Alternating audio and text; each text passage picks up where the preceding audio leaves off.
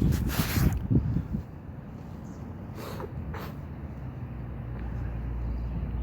Pilots Who Weathered the Storm by Alan Johnson. In the first of a series of critical responses to the fate of the Russian Revolution, Lost Texts of Critical Marxism, recently published by Phoenix Press and Workers' Liberty, Alan Johnson argues that the book can play an invaluable role in restoring democracy to the heart of Marxism and help lay to rest the theoretical confusions of post-Trotsky Trotskyism. Originally published in Workers' Liberty Series 1, number 50/52, October 1998/January 1999. Quote, however well-intentioned Marxists are nowadays about the need to value democracy, the latter simply cannot play a significant theoretical role in the class analysis of politics, end quote. Gregor McLennan, 1989. Quote, the iron dictatorship exercised by the Stalinist police administration apparatus over the Soviet proletariat was not incompatible with the preservation of the proletarian nature of the state itself, any more than ... the fascist dictatorship exercised over the bourgeois class were with the preservation of the nature of the capitalist state, end quote. Perry Anderson. Quote, Stalinism is a social system based on the state ownership of the decisive means of production and the uncontrolled domination of the state machine by the bureaucracy, not by the working people. The state owns industry and an uncontrolled bureaucracy, quote, owns, end quote, the state. Socialism, on the other hand, the collective ownership of the means of production under the democratic control of the working people themselves. The vast difference is, socialism, on the other hand, is the collective ownership of the decisive means of production under the democratic control of the working people themselves. The vast difference is the existence of democracy for the mass of people. End quote. Or no, this is a it's not the end of the quote. There's more to the quote. This is so because of the very nature of the working class as a class. Unlike the bourgeoisie, which is by nature a property-owning class, the working class does not develop its economic and social power within the womb of the old society. The bourgeoisie could do this under feudalism because the bourgeoisie's social power is expressed in the first place through the bourgeoisie's ownership of the private property on which this wealth of society rests. The working class, which owns no property, can, quote, own, end quote, and control the means of production only through a political intermediary, the state, and it can, quote, own, end quote, and control the state only through democratic participation. Without democracy, statification points not to socialism to what we know as Stalinism. Democracy, therefore, is not merely of sentimental or moral value for the Marxists, nor is democracy merely a preference. Democracy designates the only way in which the rule of the working class can exist in political actuality. End quote. Hal Draper, 1952. All right, that's the end of the quotes. Now we're to the first section. Can Marxism be democratic? Can Marxists be Democrats? Few today would disagree with Vasily Grossman's novel and meditation on Stalin's Gulag, Forever Flowing, in which lurking somewhere behind the, quote, crazed eyes, smashed kidneys, a skull pierced by a bullet, rotting infected gangrenous toes, and scurvy-racked corpses in log cabin dugout morgues, end quote, stands the figure of Marx.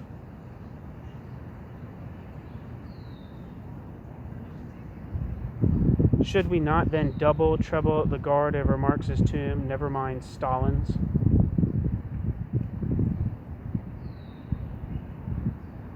These questions would trouble Marxists more if we took measure of how comprehensively anti-Stalinist Marxism is pulled into the orbit of Stalinism itself. The fate of the Russian Revolution critically reappropriates the writings of one tradition which did nurture Marxism's democratic roots in the face of Stalinism, the Workers' Party Independent Socialist League, which existed from 1940 to 1958. Sean Matgamna's introductory essay contains a clear and provocative critical analysis of Trotsky's evolving views about the fate of the revolution, from his expulsion from the Soviet Union in 1929 to his murder at the hands of a GPU agent in 1940. Matgamna argues there are, quote, two Trotskys, end quote, to be found in these writings, producing very different Trotskyisms after 1940, and the Workers' Party Independent Socialist League being a development of one strand of Trotsky's thought. For Matgamna, the Workers' Party Independent Socialist League is, quote, the lineal defense, elaboration, and continuation of Trotsky's ideas, that is, of unfalsified Marxism, as they really were and as they really were developing at Trotsky's death. These writings are a precious part of the heritage of revolutionary socialism. In the post-Stalinist world, they are no small part of the seed from which an unfalsified socialism will be reborn, end quote. Sean Matgamna.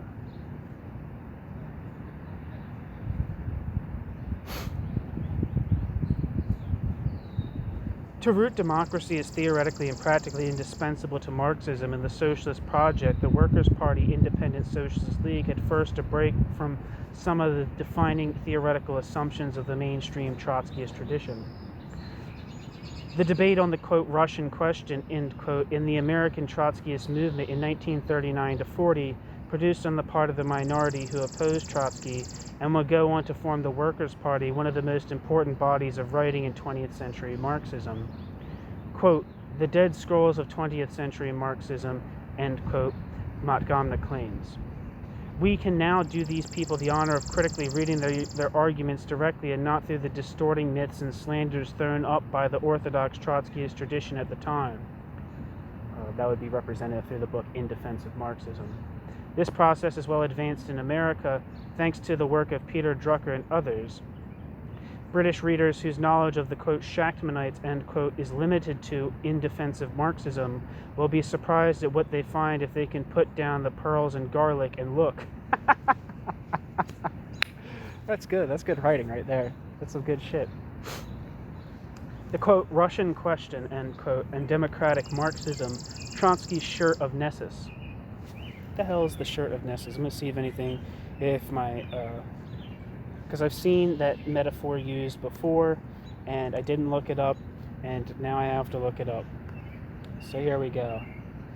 In Greek mythology, the shirt of Nessus, tunic of Nessus, Nessus robe, or Nessus's shirt, was the poisoned shirt, chitin, that killed Heracles. It was once a popular reference in literature. In folkloristics, the shirt of Nessus is considered an instance of the, quote, poison dress, end quote, motif.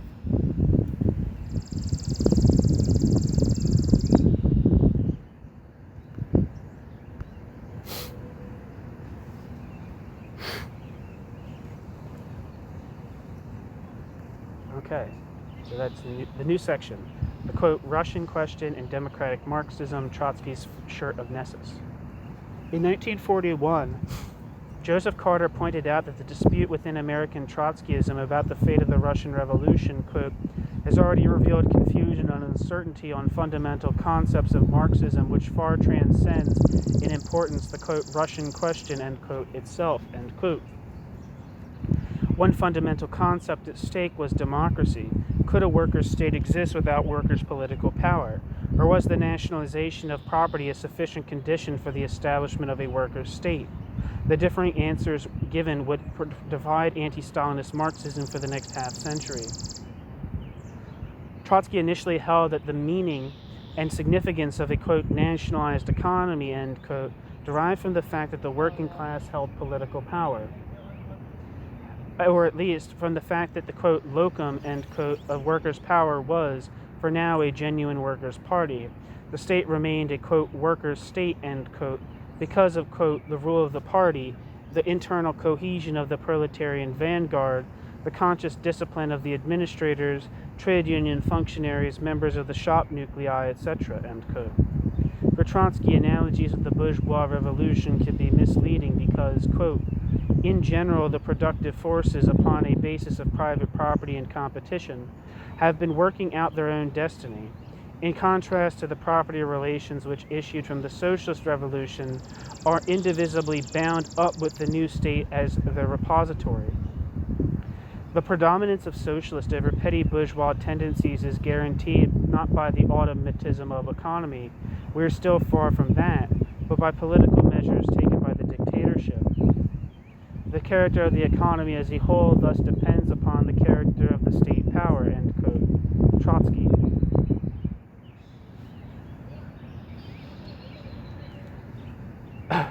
As long as there was hope that the working class could bring the bureaucracy under the working class's control again, this was a reform perspective. It was still reasonable to call the USSR in this strictly limited sense a, quote, worker state, end quote. The, quote, locum, end quote, was a temporary layer, balancing between the class forces which would settle the fate of the revolution. For Trotsky, only two possibilities were admitted, either backwardness to the restoration of private property or forwards to the restoration of proletarian political power and socialism.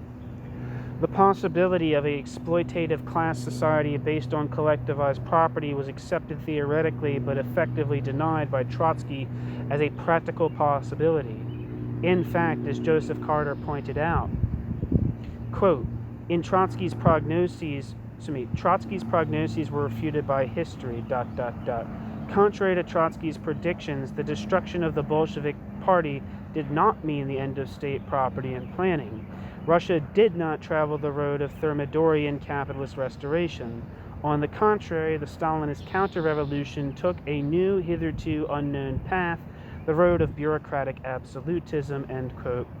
Joseph Carter, 1941. You know, sometimes I think to myself, well, golly, I should really, as of right now, I've been trying to think of, I'm working on this master's thesis, and I'm thinking about critical, Trotskyist conceptions of the USSR, and I'm thinking about the grand picture of it. But I think it would be really, really instructional to at least have one good secondary source on the internet available for Joseph Carter and his particular position, which I think was extremely influential on Hal Draper. But then again, there isn't too much secondary literature, to my understanding, on Hal Draper. So Alan Johnson, who wrote this article, was supposed to do that, but then didn't, which is fucking lame. But he's doing other things now. Later, when faced with the strengthening of state property, this is back to the text, this is not Carter speaking. Later, when faced with the strengthening of state property and the destruction of political power of the working class, Trotsky faced a dilemma. Quote, either to maintain his old criteria and affirm that Russia is no longer a, quote, worker state, end quote, or revise completely the Marxist conception of the worker state. He chose the latter, to revise completely the Marxist conception of the worker state, and thereby abandon the Marxist view, ... Trotsky now affirmed that it was the state-owned character of property which determined the socialist character of property, which determined the socialist character of the economy, and the proletarian nature of the state, end quote. Joseph Carter, 1941. In other words, Trotsky reversed the relationship of politics and economics in his theory. Now, because property was nationalized, and because nationalized property was inherently progressive, the state remained a workers' state, progressive against capitalism, to be unconditionally defended in war. The working class, fantastically, remained the ruling class, but the working class's rule was expressed through congealed in the nationalized property. This was a theoretical disaster of the first magnitude.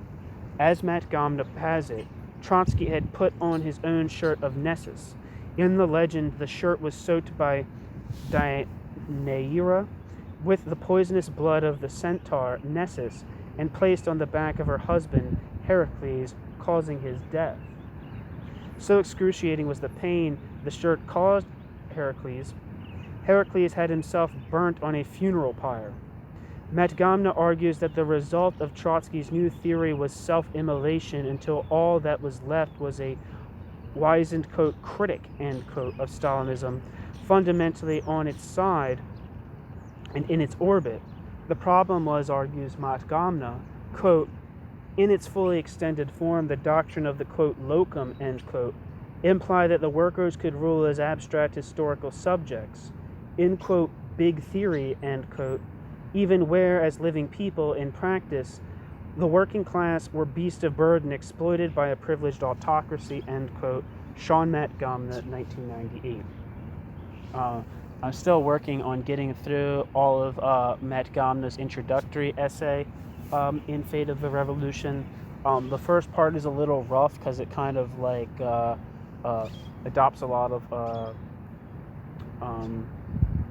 conventional Trotskyist mythology about Leninism and the early days of the Bolshevik dictatorship.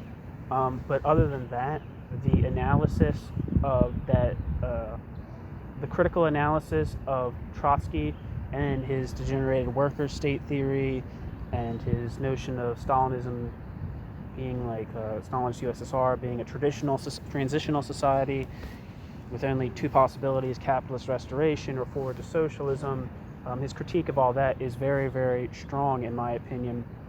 And that's why I find, like, even though I'm not a Leninist or a Trotskyist, I find third camp Trotskyism and its insistence on democracy and other features of it, especially its analysis of its third campism, its analysis of neither Moscow nor Washington, extremely interesting, and I really like things that they have to say, at least from Alliance for Workers' Liberty, on left anti-Semitism and reactionary critiques of Israel. And I think that's very important stuff. But yeah, so I'm reading through that. That'll be up soon, I promise. It might even be up before this is up, but if you go looking for it because you're listening to this and you think, oh, that sounds like an interesting book, it'll be up soon.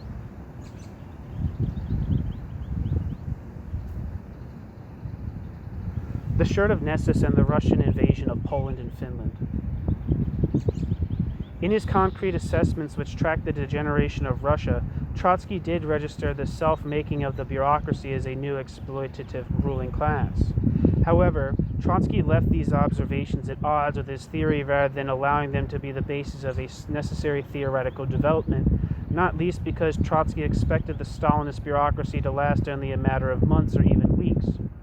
At the end of Trotsky's life, the tension internal to his thought between his concrete descriptions of a regime which differed from fascism, quote, only in its more unbridled savagery, end quote, and his theory of, quote, progressive workers' state, end quote, grew into a mix of wholly contradictory and incompatible frameworks. When Russia invaded Poland and Finland in 1939-40, Trotsky tragically would fade out his concrete assessments and be guided by his worker state theory, in effect supporting the invasions. Worse, Trotsky insisted that the Stalinist invasion of Poland, quote, gave an impulse to the socialist revolution through bureaucratic methods, end quote. In Finland, Trotsky insisted that the, quote, Red, end quote, army was giving, quote, a tremendous impulse to the class struggle in its sharpest form, end quote. The Kremlin being, quote, forced to provoke a social revolutionary movement, end quote. This was all nonsense. Nothing of the sort was happening in Poland or Finland. Henceforth, quote, orthodox, end quote, Trotskyists would be left trying to reason within the terms of Trotsky's prior, quote, revolt against reason, end quote, and would project locums within locums, endowing these with the qualities of the revolutionary proletariat. Thus, in Michael Louvie's 1981 account of the, quote, proletarian socialist revolutions, end quote, of Tito, Mao, and Ho, Louvie sees not militarized petty bourgeois Stalinist formations, embryos of the new exploitative ruling class, but, fantastically, parties which, quote, acted as, quote, representatives, end quote, of the proletariat, end quote. Nothing less than, quote, the political and programmatic expression of the proletariat by virtue of their adherence to the historical interest of the working class, abolition of capitalism, etc. End quote. Michael Louvy.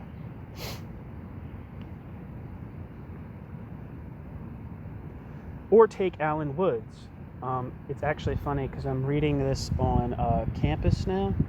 I'm older than most of the student body. I'm in my early 30s. I went back to school kind of late. I finished my bachelor's degree, and now I'm in the master's program at the same university. And this university, its left-wing culture is full of tankies and Hamas apologists, and then like anarchist people who aren't particularly principled about anarchism, just kind of like that's what they subscribe to, but it doesn't really lead them to like not view themselves as political comrades with people who fucking some of the most authoritarian political tendencies, be friends with people who adopt the most authoritarian political tendencies, not only on the left but generally speaking.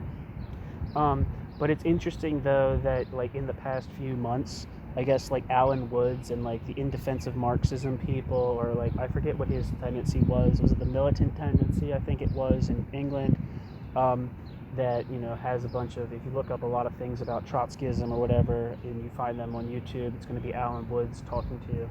I actually asked a friend if he was a reliable source on events in the Russian Revolution, and I gave a definitive no.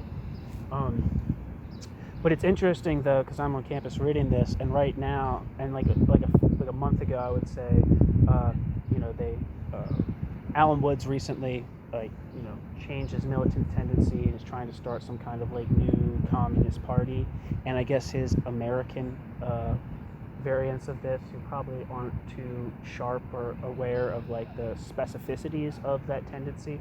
They're just like, oh, that's a tendency. Marxism, socialism, that's cool. Leninism, that's cool.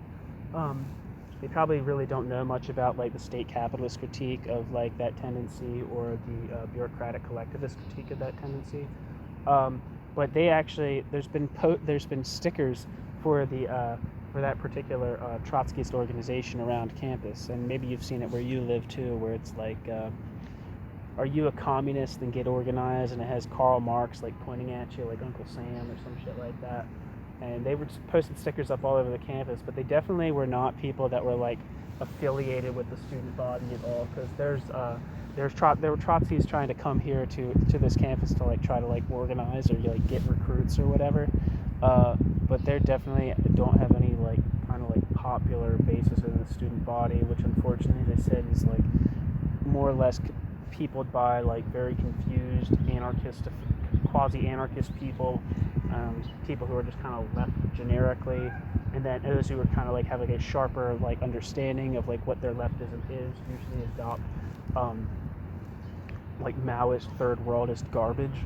So it's actually sorry, I'm talking about my own life here, but it's interesting. Like, it's funny because as much as I might disagree with like, I don't know, orthodox Trotskyism, which I think Alan Woods is definitely a representative of that orthodoxy. The Trotskyist, there being a Trotskyist presence on this campus would be like, an orthodox Trotskyist presence on this campus would be such a fucking improvement upon what actually exists. It's a weird thing. But yeah. I wish that's who I had to. Those were my debating. Those were the people that to discuss like theory and politics with were orthodox Trotskyists, and not fucking Looney Tunes, macho like pseudo gorillas.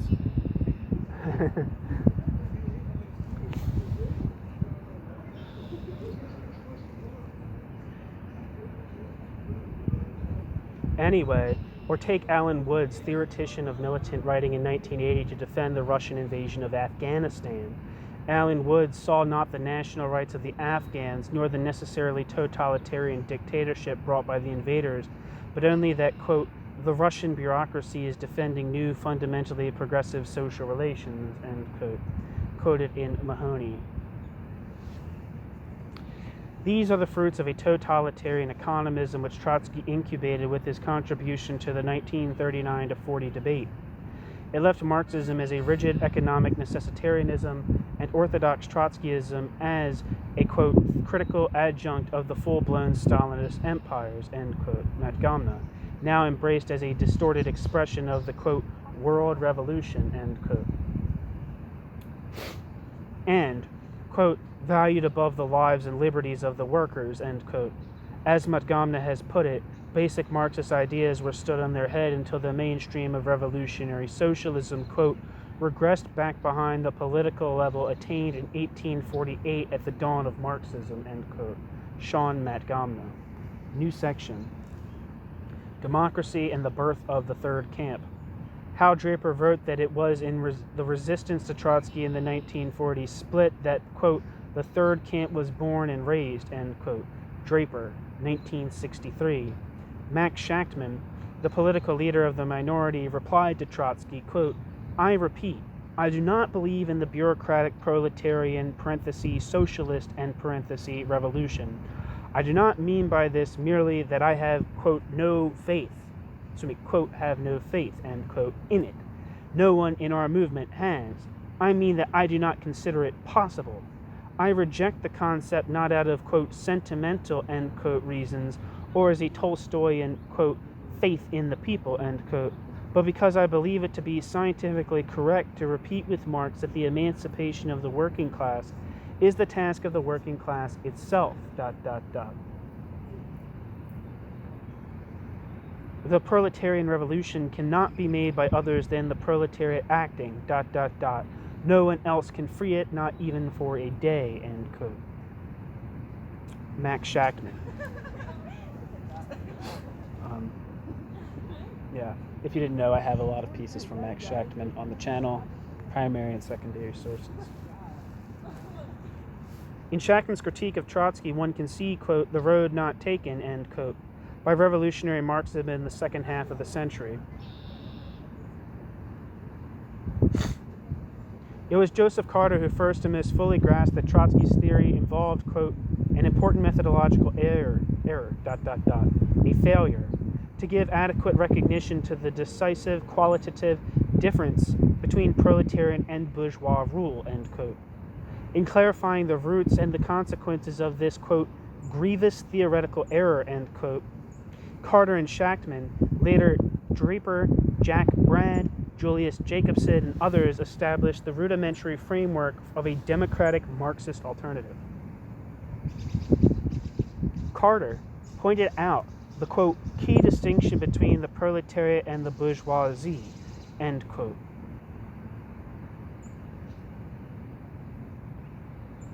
Carter, quote, the rule of the proletariat cannot express itself in private ownership of capital, but only in its, quote, ownership, end quote, of the state in whose hands is concentrated all the decisive economic power. Hence, its social power lies in its political power. In bourgeois society, the two can be and are divorced. In the proletarian state, they're inseparable from this. Inseparable ... from this ... It follows in reality that what does not follow in Trotsky's analysis, the proletariat's relation to property, to the new collectivist property, are indivisibly bound up with its relation to the state, that is, to political power, end quote, Joseph Carter. It's really, really unfortunate in my mind that Joseph Carter kind of dropped out of politics, and it's an inspiration to not do that, because some of his insights I just find absolutely amazing. If you think of like some of the more recent literature, say from, I don't know how this would actually line up, and I'm not an expert on Marxian state theory by any stretch of the imagination. I mean, I've read Pashukanis and some people that were influenced by Pashukanis. I read the state derivation debate and shit like that. But one of the things that people like Heidi Gerstenberger and Ellen Nixon's Wood, and maybe Robert Brenner, I'm not sure, emphasize that in capitalism, one of the distinctive features of it is, right, the separation of the economy from the political, right? this kind of like base superstructure metaphor is something that really, really seems to be specific to the capitalist mode of production, right? Because the economy is fundamentally depoliticized, okay? So that seems like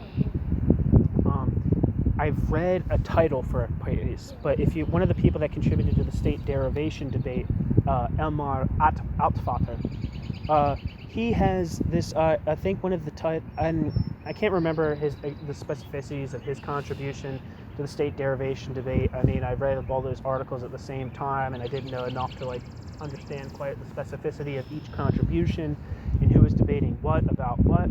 But one of the things that I would say is that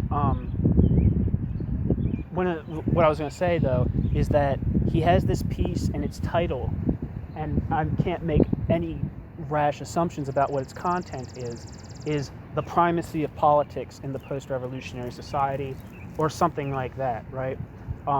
The socialization, like socialism, fundamentally means, right, a repoliticization of social life,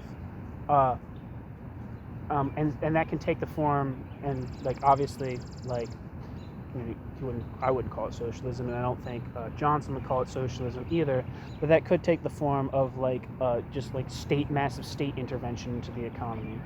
But the specific intervention that would be a landmark of any revolutionary post-capitalist situation would entail a repoliticization of a previously thought of as neutral economy, and this politicization of like what we call like the economic, the civil society, if not undertaken by democratic control by direct producers, by actually living human beings, and instead was mediated by the state, in a heavy way by the state at the very least, behind the backs of the direct producers, beyond the backs of actual human beings. We could get something very much to,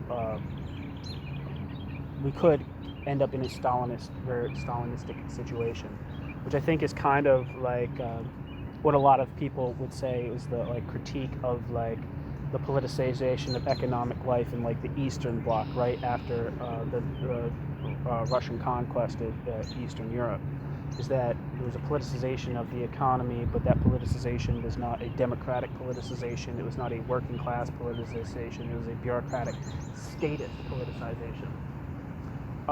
So I don't really know how that relates necessarily, but that's kind of like where my mind is headed when I'm thinking about that last Joseph Carter quote. I'm going to repeat that again, right? This is why the proletariat can't rule without ruling its state. We're just going to repeat that quote. Quote, "The rule of the proletariat cannot express itself in private ownership of capital, but only in its, quote, ownership, end quote, of the state, in whose hands is concentrated all the decisive economic power. Hence its social power lies in its political power. In bourgeois society, political power and economic power can be and are divorced. In the proletarian state, political and economic power are inseparable. And from this inseparability of economic and political power in the proletarian state, it follows in the reality what does not follow in Trotsky's analysis. The proletariat's relation to property, to the new collectivist property, are indivisibly bound up with its relation to the state."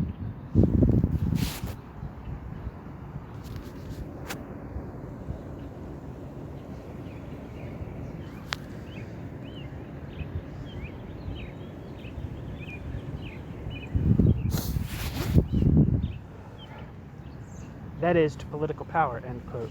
Joseph Carter. Therefore, the, quote, correct and decisive, end quote, criteria of a worker state is that the working class hold political power. The bourgeoisie can own and control the means of production without political power.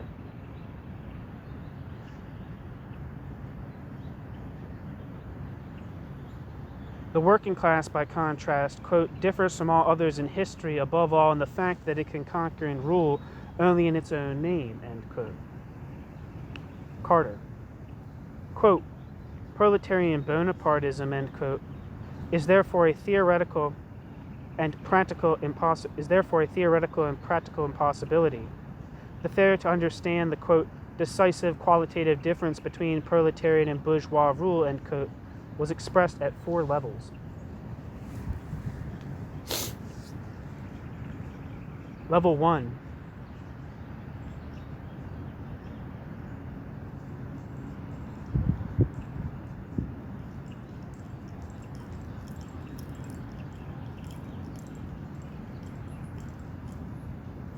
Level 1. The relationship of the juridical, the property, and, excuse me.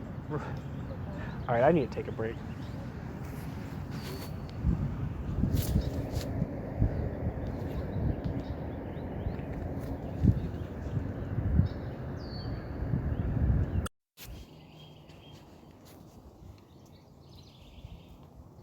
One, property and power in the bourgeois and proletarian revolutions.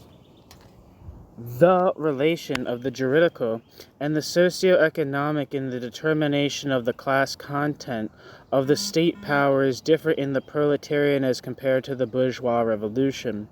Trotsky in the 1939-40 debate thinks of property forms and property relations, social relations, as one and the same thing. This is in Alan Wood's mind, as he, critically to be sure, supports the Russian invasion of Afghanistan, but property forms, i.e. nationalized property, were a secondary factor. Property relations, i.e. the relations of the various groups in Russia to this property, were primary. The mere fact of nationalized property forms does not establish what the property relations are. What establishes that is the relationship of people to the state to which all property belongs. To define property relations in terms of property forms is for a Marxist to reverse the order of categorical priority, to replace social relations with a juridical illusion and substitute an economism for a rounded Marxist judgment. The consequences are disastrous for one's ability as a Marxist to theoretically ground democracy. For when the bureaucracy conquered state power, the property relations established by October were by definition destroyed.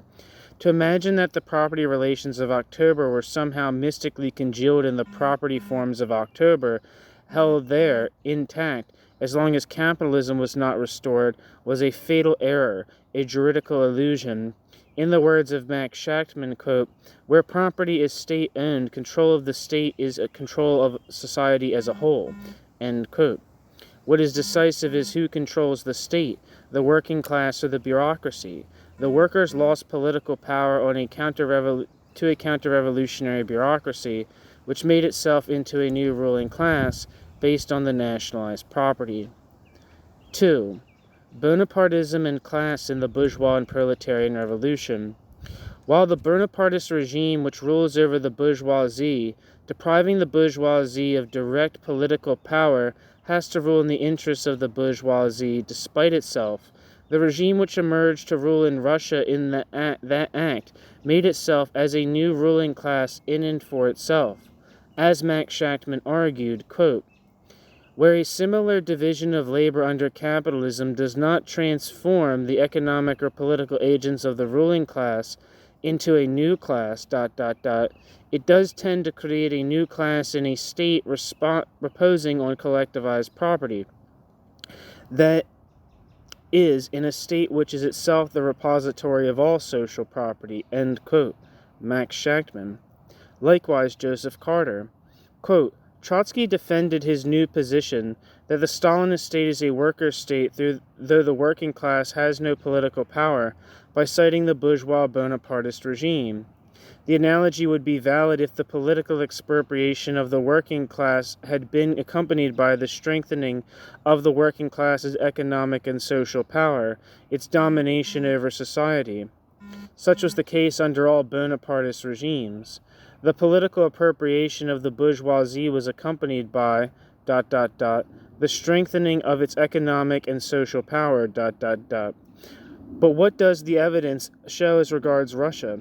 Simply this, that the working class has been deprived of all economic and social as well as political power. The strengthening of state property and planning, which allegedly signifies the social rule of the proletariat, resulted in the increased economic, social, and political oppression of the working class. Here is a process which is the exact opposite of what occurs under Bonapartism." End quote. 3. The conscious and unconscious in the bourgeois and proletarian revolution.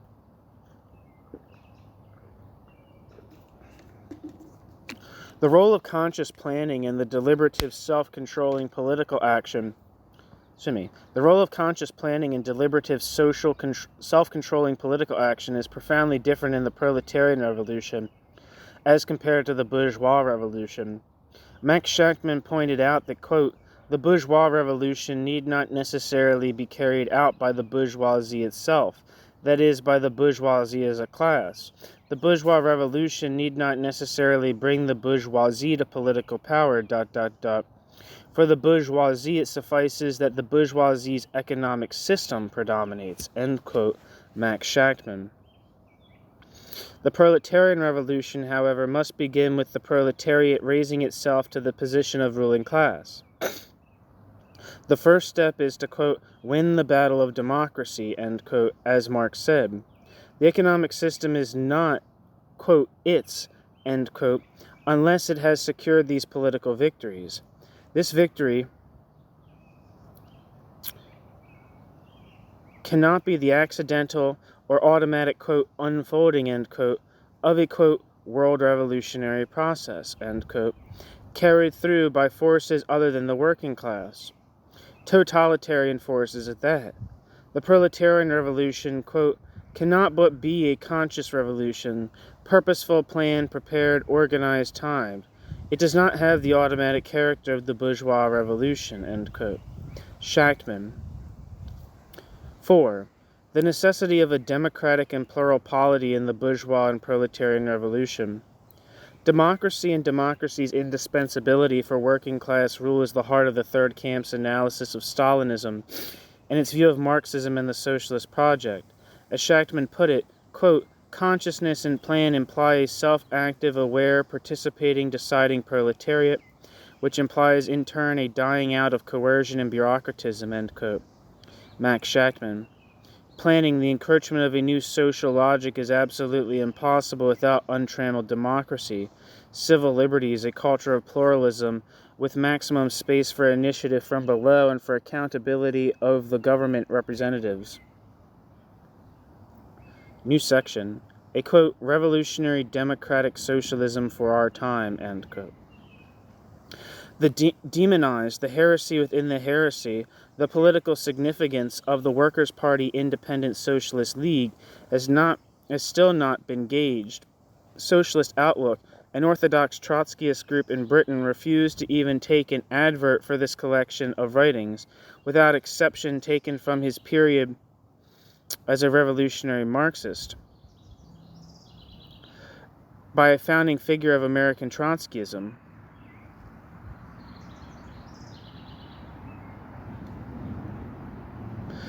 Amid the rubble of the, quote, "workers' states," end quote, the contribution of the Workers' Party, amid the rubble of the, quote, "workers' states," end quote, the contribution of the Workers' Party Independent Socialist League is deserving of critical attention, and not just on the, quote, "Russian question," end quote. Hal Draper claimed nothing less than that he and his comrades had established the basis of a, quote, "revolutionary democratic socialism for our time," end quote. Quote, "The political character of the Independent Socialist League broadened from this war position to a wide reinterpretation of the meaning of revolutionary socialism for our day. Reacting sharply against the bureaucratic concepts of both official Stalinism and official Trotskyism, it swung to a deep-going emphasis on the integration of socialism and democracy in all aspects of politics. What was distinctive, however, was that this was accompanied by equally sharp opposition to the American establishment, to American imperialism, to capitalism, and capitalism's political representatives here. What resulted was a unique combination of revolutionary opposition to both capitalism and capital C communism," end quote. Hal Draper. The great contribution of the third camp was to grasp that Stalinism did not represent progress, but a new totalitarian exploitative social system and a contender with both capitalism and socialism. The Workers' Party Independent Socialist League gave itself the theoretical lens to see that, quote, the world social conflict is no longer a duel between capitalism and socialism, it has become a triangular struggle, end quote. Moreover, argued Draper, this, quote, triangle of forces contending for mastery in the world, ... is the source of the new and unprecedented ideological crisis of socialism today. This crisis is in the first place a crisis in the very meaning of socialism. What was needed was a socialist analysis which planted a firm fixed point, at the third vertex of the triangle, so to speak, from which to carry on uncompromisingly the working class struggle against both of the rival exploitative systems contending for domination. This is the viewpoint the Independent Socialist League worked out in the course of its 18.5 years of existence, and this is, in short, the heart of its, quote, independent socialism, end quote. It formulated a revolutionary democratic socialism for our time, end quote. Hal Draper.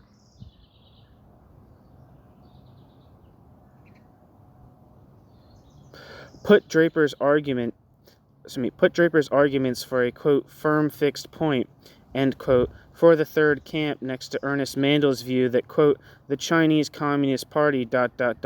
was striving to destroy capitalism and therefore represented a fundamentally proletarian social force, end quote. Mandel. Looking at this little word, quote, therefore, end quote, and you see why the Workers' Party Independent Socialist League is so important. In a world dominated by the Cold War between the two imperialist blocs, the third camp was the inheritor of a democratic internationalist tradition. Before Stalinism, Marxists had imagined the world as a zero-sum game, capitalism versus socialism. Actually, it never was, but until an equally exploitative reactionary alternative proved to be capable of issuing from anti-capitalism, that view was not in practice too harmful. After Stalinism, it was a disastrous framework, theoretically and practically, not least in the implications for the place of democracy in Marxism. For there was now a three-cornered struggle for the world, not the duel of the manifesto. Grasping that fact and renovating Marxism in light of it was one of the great contributions of the Workers' Party Independent Socialist League. Whatever came after capitalism, it had been assumed to be democratic. In the new world of the three-cornered struggle, democracy was the condition for socialism. It had to be consciously fought for against an alternative totalitarian anti-capitalist force, Stalinism. This new approach to democracy is only possible to elaborate fully once you grasp the nature of Stalinism as a social system and as an anti-capitalist and anti-proletarian force. Once grasped, then, quote, in no other area than this does the fight for democracy rise to such a pinnacle of importance for the forces of progress. No other movement in the history of the world is so driven to place the democratic goal so close to everything it strives for, end quote. Hal Draper.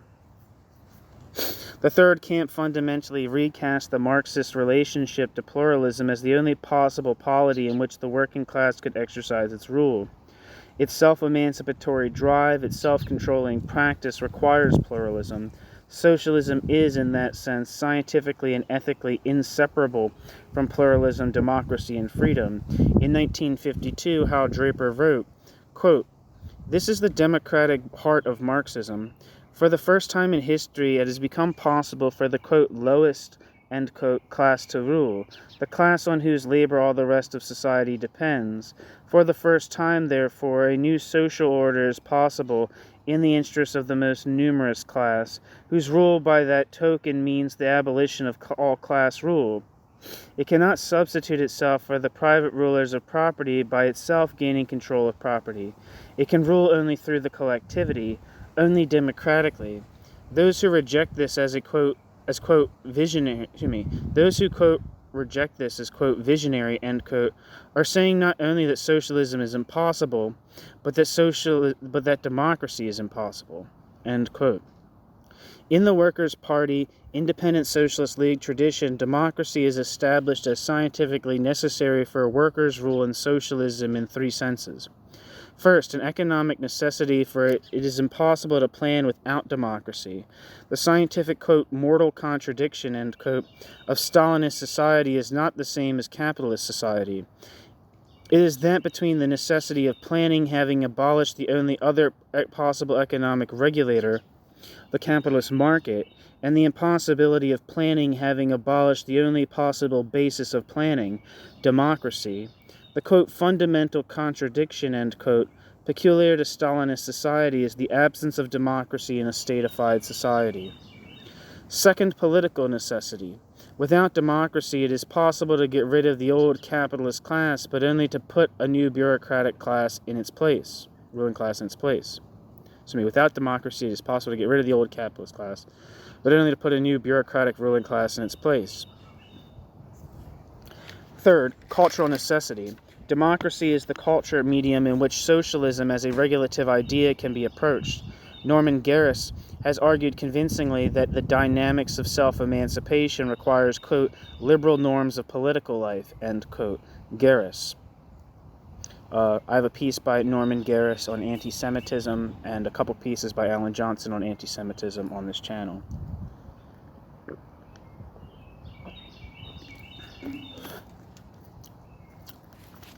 In 1962, Draper debated with a group of academics at the Center for the Study of Democratic Institutions at Santa Barbara.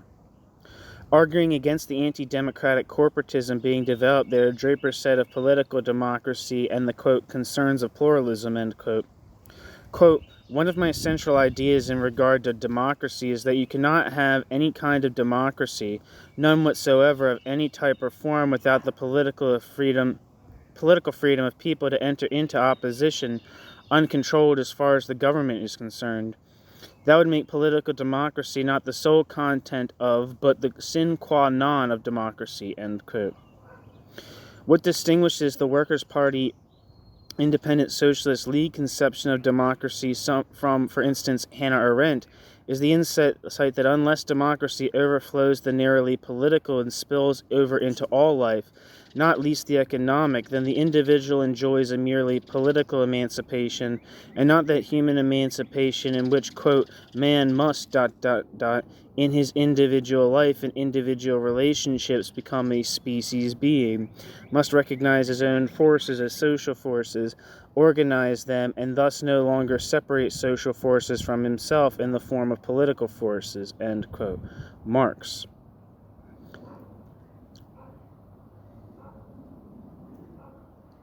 When the Workers' Party Independent Socialist League rejected the analogy between the bourgeois and proletarian revolutions, it broke Marxism decisively from economic necessitarianism, or what Matgamna calls, quote, totalitarian economism, end quote. Gregor McLennan has written of the falsity of defining, quote, the intrinsic value of a form of economic organization, end quote, as something, quote, established prior to the specification of its framework of political institutions, end quote. Such is exactly what Perry Anderson does at the beginning of this article. The nadir of this method can be seen in Ernest Mandel's insistence that Pol Pot's Kampuchea was a worker state, quote, where a radical agrarian revolution has occurred, where the existing bourgeoisie has lost state power and is no more a ruling class, where private property has been essentially suppressed, where the economy obviously does not operate anymore on the bias of capitalist production and property relations, and does not function anymore according to the laws of motion of capitalism, a worker state has come into being independently of the conditions under which this has occurred, end quote. Mandel. The suicide of the Independent Socialist League. I would make three criticisms of the book. First, Matgamna's selection of text perpetuates the idea that this was, quote, Shachtman's left, end quote. There are 37 articles by Max Shachtman, 4 from James Burnham, 3 from Trotsky, 2 from Hal Draper, and 2 from C.L.R. James. The problem is not that Shachtman was not the political leader of the Workers' Party Independent Socialist League.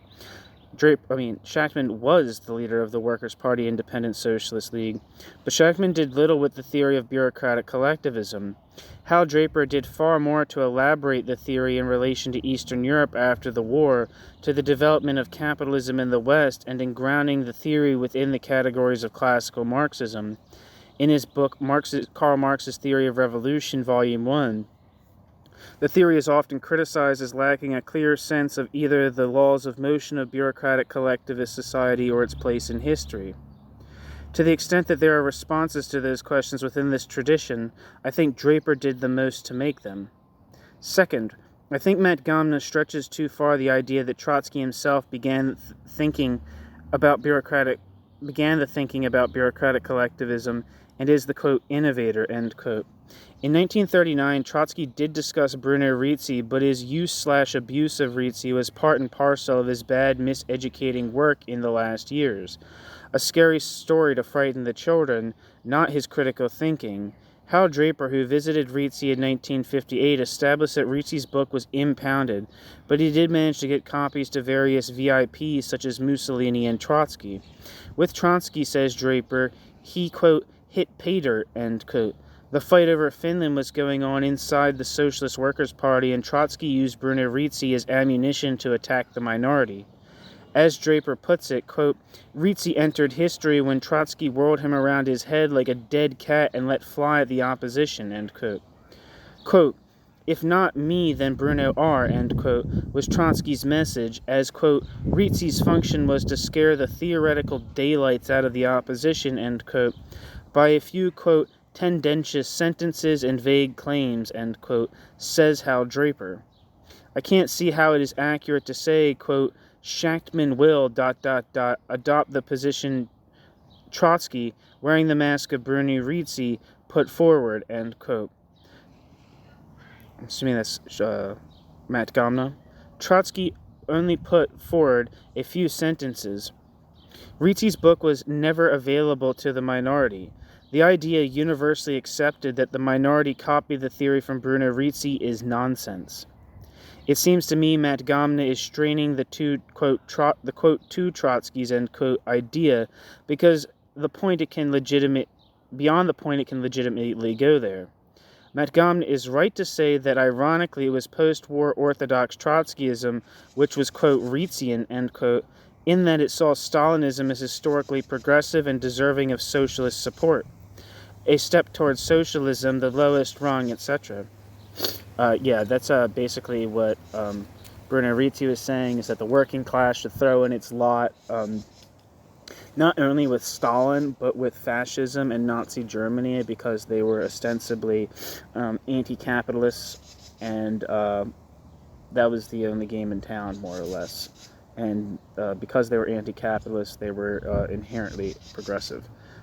That's a little bit of a oversimplification of Rizzi's point, but I believe that it remains accurate.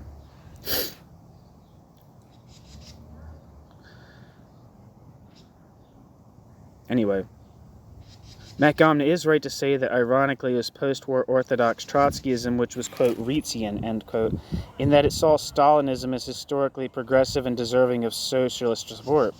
A step towards socialism, the lowest rung, etc. Can one get a more fervent Rizzian than Ted Grant? But I doubt Trotsky ever seriously considered bureaucratic collectivism in the way Matgamna implies. All this is driven, I think, by Matgamna's insistence that his is a Trotskyist critique of Trotsky. Third, I think Matgamna is overly defensive about Shachtman's trajectory in the 1950s and 1960s, when Shachtman moved sharply to the right. Matgamna says, quote, Shachtman's machinations to find a road forward on the mass labor movement were, bracket, not, end bracket, necessarily discreditable, end quote.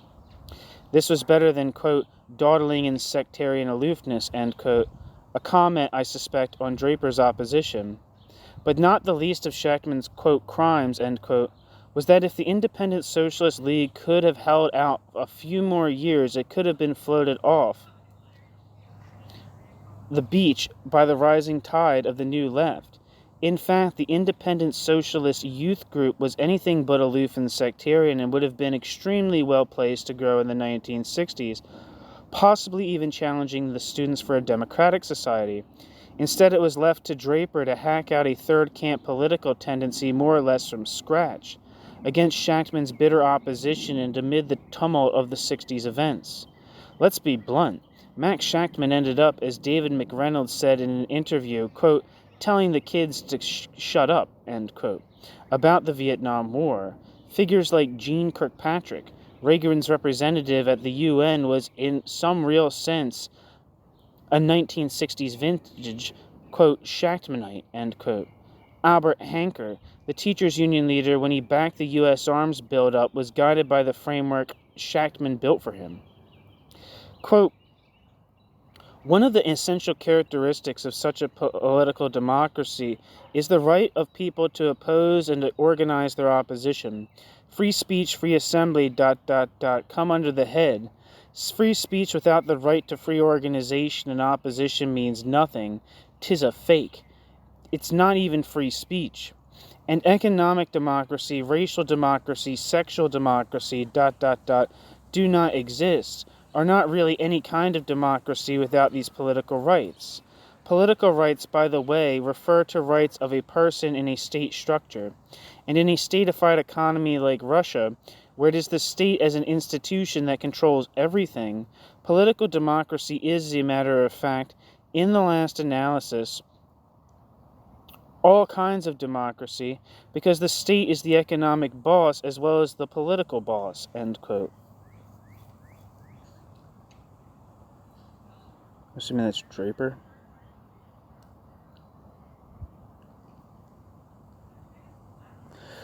Karl Marx also appreciated the kind of political culture necessary for self-emancipation both within societies and socialist organizations.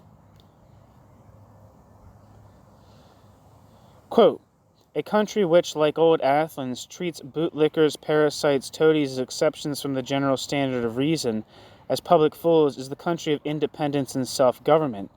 A people which claims the right to think and utter the truth only for the court fool can only be a people that is dependent and without identity, end quote. Marx.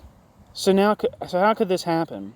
Understandably, many socialists recoil from the Workers' Party Independent Socialist League because they think Shachtman's sorry fate was the inevitable outcome of the 1940 split, a stupid dogma which itself reveals the religiosity in the Trotskyist movement.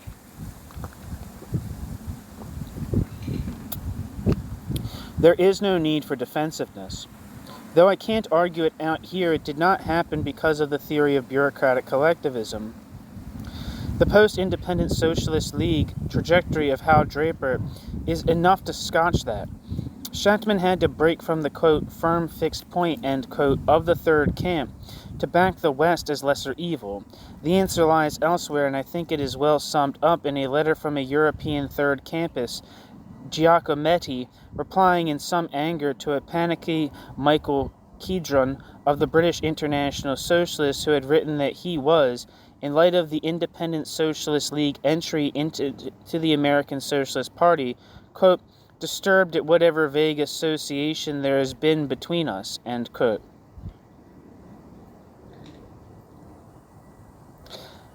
End quote. I guess that's Kedron, or Kidron.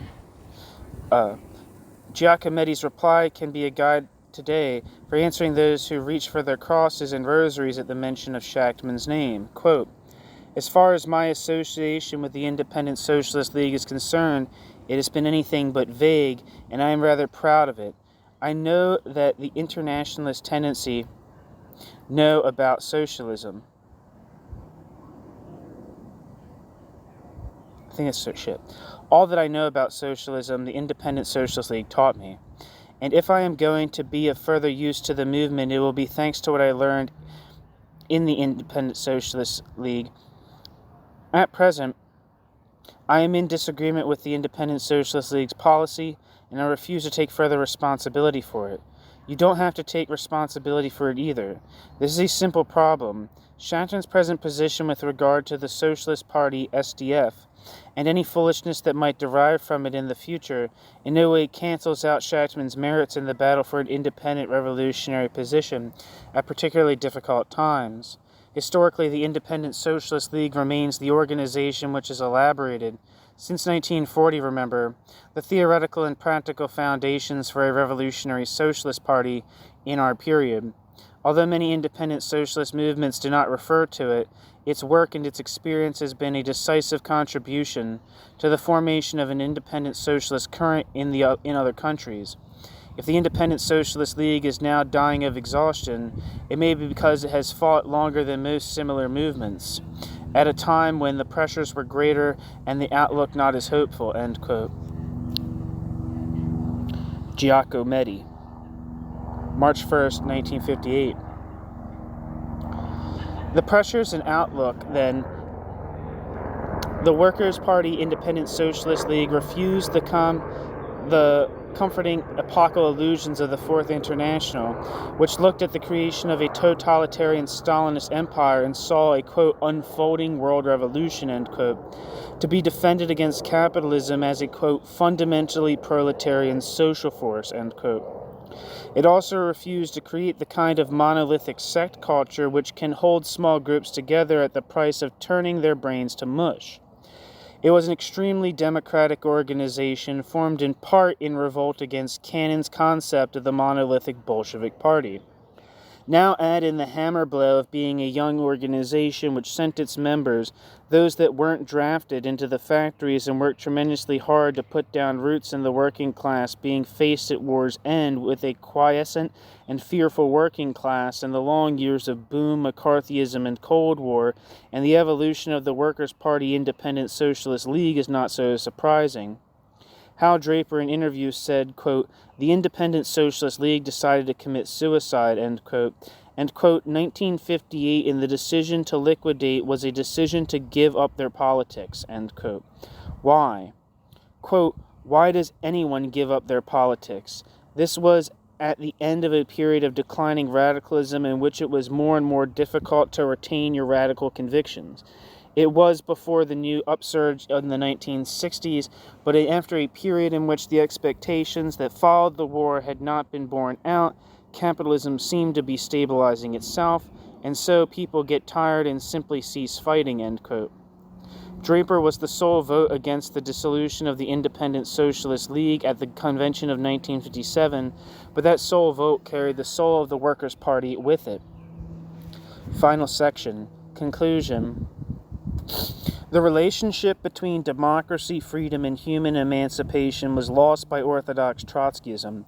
Thinking of the socialist revolution and the rule of the working class by analogy with the bourgeois revolution and the rule of the bourgeoisie was a theoretical shirt of Nessus, hesitantly, provisionally placed on a young and beleaguered movement by Trotsky. Enthusiastically buttoned up and tucked by Deutscher, and then sold to a couple of generations of socialists by New Left Review. It was a theoretical disaster. The everlasting historical significance of the Workers' Party Independent Socialist League is that it worked its way out from under, readapting in the new conditions of their time the principles of classical Marxism, that anarchism. Why did I say anarchism? Well, no, I had a thought about anarchism, I guess, that came to mind, Freudian slip. The everlasting historical significance of the Workers' Party Independent Socialist League is that it worked its way out from under, readapting in the new conditions of their time the principles of classical Marxism, that socialism is self-emancipation, that a worker state is impossible without workers' democracy. Third camp Marxism restored the relationship between democracy and socialism, and in the widest sense, freedom and socialism. It is a tradition with rich resources to offer those who wish to do the same. Okay, so that's the end of the piece, the review. I have another review that's talks about a lot of the same things, but it's kind of like an integrated review. It's different. It's an integrated review of Haberkern and Lippau's theories of bureaucratic collectivism. The book's called Neither Capitalism Nor Socialism: Theories of Bureaucratic Collectivism. It's a dual review of both of those pieces, which is very good and shares a lot of very insightful information. But yeah, so here are the books cited in the text. There's a list of citations here. Perry Anderson, 1983, Trotsky's Interpretation of Stalinism. Joseph Carter, 1941, Bureaucratic Collectivism, on this channel. Hal Draper, Charity, Welfare, and the Walls of Jericho, 1952, featured in Labor Action. Hal Draper, 1962, transcript of debate at Center for Study of Democratic Institutions, Santa Barbara, May 4th, 1962. Hal Draper, editor, 1963, Introduction to Independent Socialism. Hal Draper, 1963, Some Notes on the Discussion of Indian Defensism, University of California Branch Socialist Party. Hal Draper, 1966, Independent Socialism and War. Hal Draper, 1967, The Independent Socialist Outlook, These Theses on the Struggle for the World in the Present Epoch of Capitalism and Stalinism, end quote. Draper, 1989, America is Overlord from Yalta to Vietnam. Hal Draper, Socialism from Below. Peter Drucker, Max Shachtman and His Left, A Socialist Odyssey through the, quote, American Century. Peter Goodwin, 1979, Razor-Sharp Factional Minds, The FI Debates, The Fourth International Debates Kampuchea, International Socialism, Second Series. Vasily Grossman, Forever Flowing. Ernest Mandel, Revolutionary Marxism Today, published by Verso. Gregor McLennan, 1989, Marxism, Pluralism, and Beyond, Classic Debates and New Departures. Sean Matgamna, 1998, The Fate of the Russian Revolution, Lost Texts and Critical Marxism, Volume 1. John O. Mahoney, which I guess is a pen name for Sean Matgamna, Afghanistan, USSR Troops Now, The Socialist Case. Max Shachtman, 1940, The Crisis in the American Party, An Open Letter in Reply to Comrade Leon Trotsky. That's going to be on this channel soon. Max Shachtman, 1940, Is Russia a Worker State? That's on this channel. Max Shachtman, 1944, The Party That Won, Lenin's Contribution to the Revolution. Max Shachtman, 1962, The Bureaucratic Revolution, which I believe is a book of a collection of Shachtman's essays. It probably includes a lot of these, but I do think that I believe, to my understanding, from what I've heard, that these are edited to fit. These documents are changed in this book to fit Shachtman's more conservative perspective after the liquidation of the Independent Socialist League, and his more conservative turn in terms of American foreign policy, his support for Western imperialism.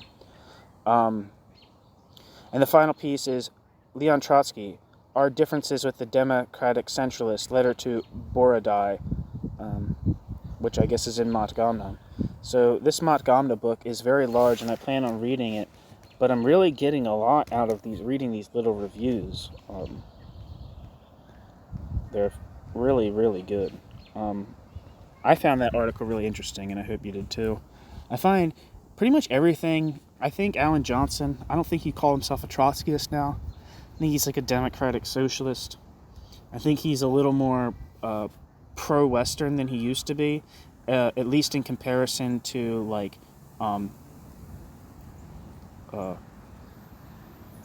Islamic fundamentalism and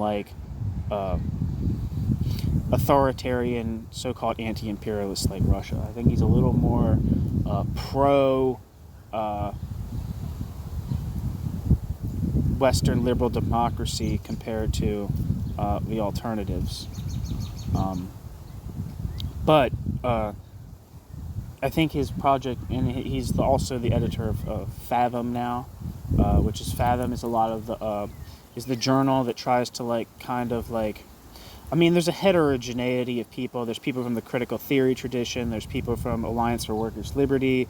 There's more just generic liberals, and there's let's say social democrats like Michael Walzer and Mitchell Cohen and people like that, critiquing reactionary critiques of Israel, while critiquing the practice of the state of Israel at the same time. Defending Israel against delegitimization as a state while critiquing Israel's policies. And trying to create that's what he does now. But basically everything I read by him, I learn a lot from, and I think it's very interesting, and yeah. So I'm gonna probably read some more Alan Johnson pieces in the future. In fact, I know I will. And I'll try to. I'm gonna read more reviews that are on the Alliance for Workers' Liberty website on this, because I'm really getting. I really would like to be able to read this book with read Fate of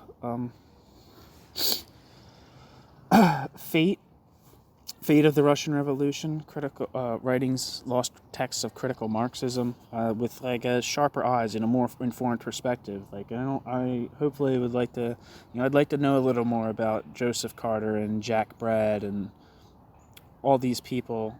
There's a new name that I learned, but I'm really finding this stuff fascinating, and I hope you are too. So if anyone's listening, thanks for listening.